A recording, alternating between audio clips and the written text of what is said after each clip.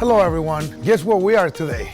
We're still in California, but not in San Francisco. This time around, we're back in LA. Actually, we're in Riverside. We came to check out our friend Richard. For those of you guys don't know him, Richard's been in the hobby for well over 20 years. He's part of the Southern California Marine Aquarium Society. Me and him go back at least 15 years. We met a long time ago, you know, when I first started coming to Southern California, when I was new into the industry.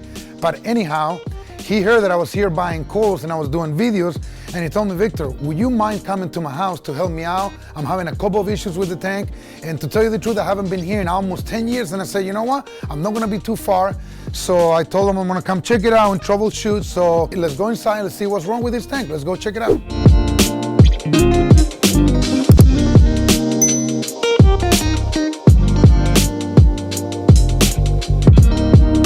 So we're here with Richard. Richard, what's up, buddy? Long time. It's been a minute. Victor, how we doing? I'm good, man. I was telling everyone outside before I came inside that you contacted me to come see your tank. You're having a couple of issues, and I told everyone we go back at least 15 years ago.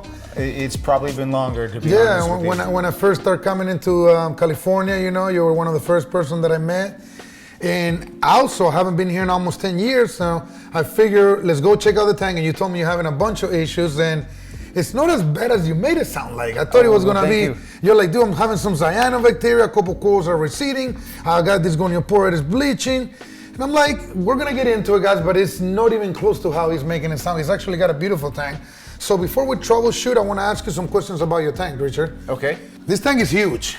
Yes. How big is this thing? This tank is 450 gallons, Okay. which is 72 by 48 by 30. And then what I like about it, it's on a 42-inch stand, so it's really at eye level. I love it. You can just put your head and get buried in it. Like you feel like you're right in there, right?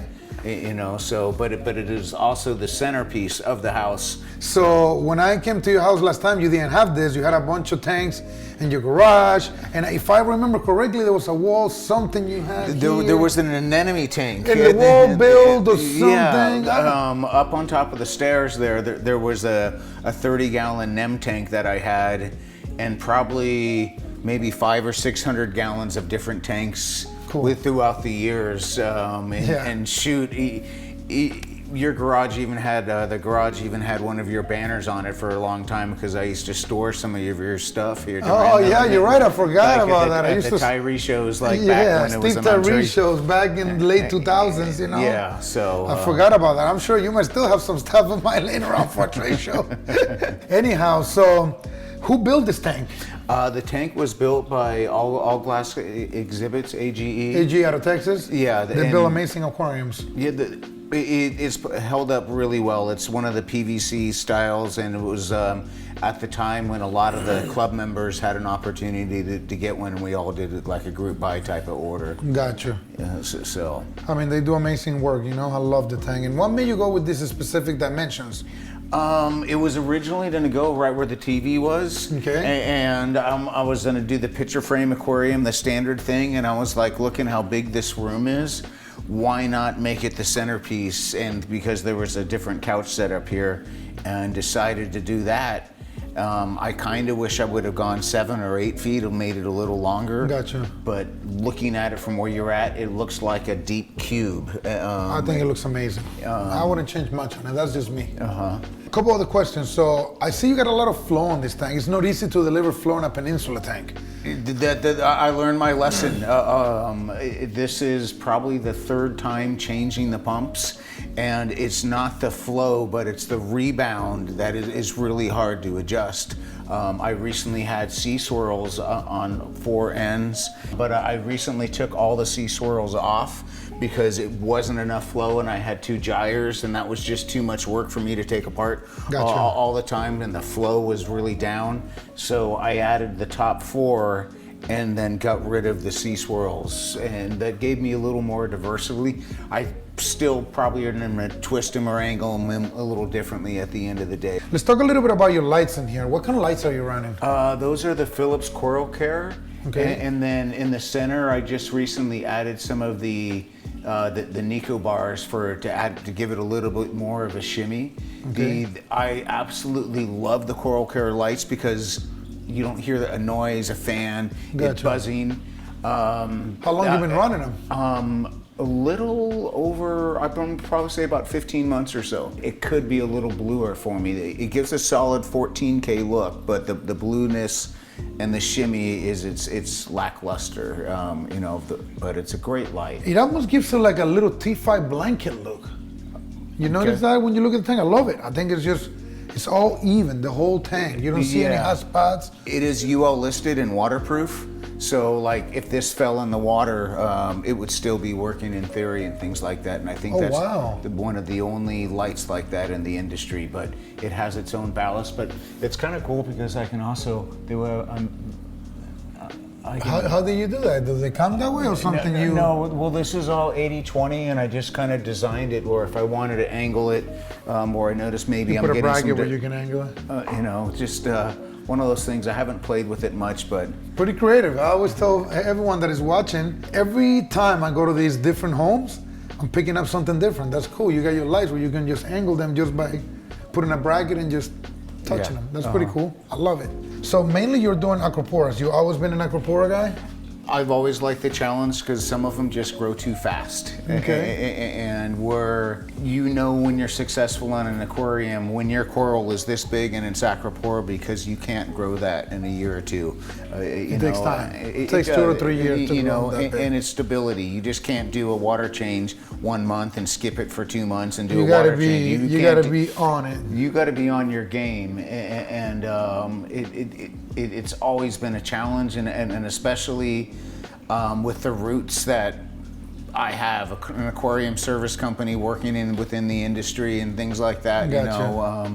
You know, you got to have something decent, you know, to show your results for them to believe you. You know. You have a lot of beautiful fish in here, and they seem to all get along. I don't see any drama. Is that the Giardini Self-End right there? Yes. Okay. Powder blue looks amazing. Guys, he's got these Sparrow Clowns that I'm jealous. They're incredible. They're one of a kind. How long have you had them? 5 years. 5 years. We're gonna show you guys, what's the best way to describe that? Clarkie Clowns? Yeah, it's a Clarkie variation that was originally brought to Reefapalooza 5-6 years ago for a trade show.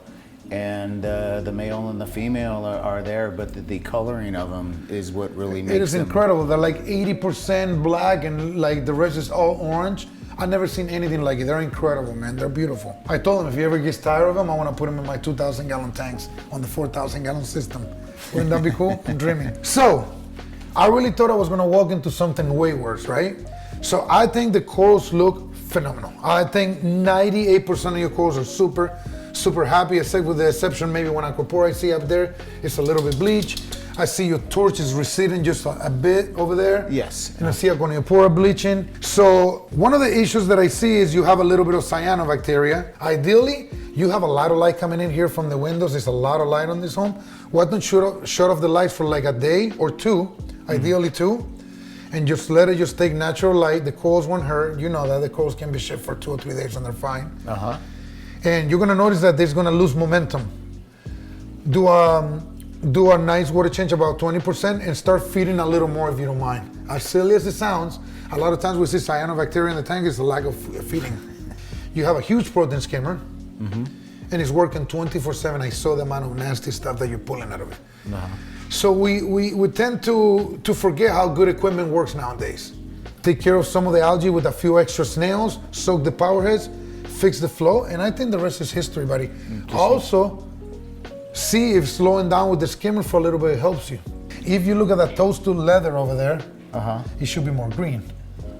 That's telling me, I go by that little sign. I don't need to, that's what immediately says that your nutrients can't be that high, especially when I mean nutrients, I mean your nitrates.